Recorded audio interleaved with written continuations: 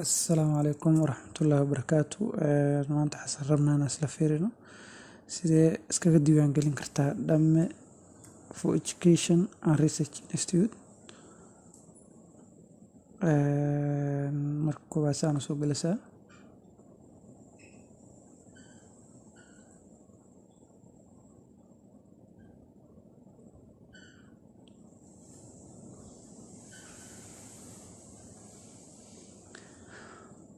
kadib waxaa oranaysaa sign in,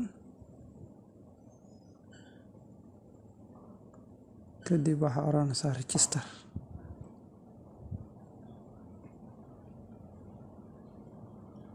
magacaaga oo dhammaystiran baa xaggan ku qoraysaa.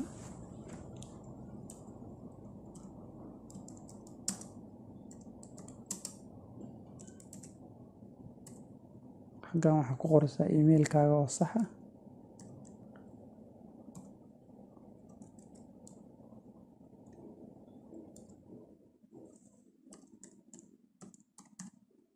xaggan waxaa ku qoraysaa nambarkaaga.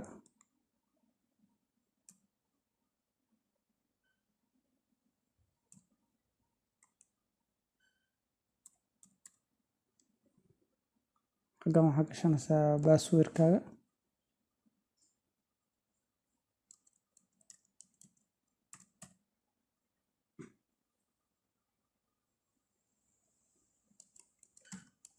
marka labaad ayaa gelinaysaa passwordkaaga.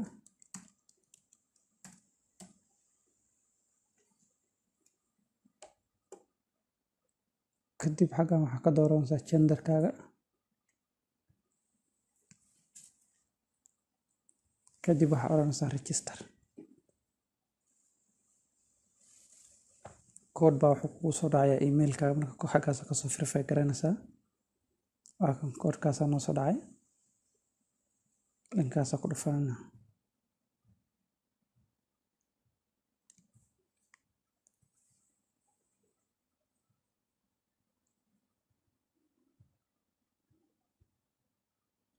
kadib waxaa noo soo furmanaysaa shaashadaas.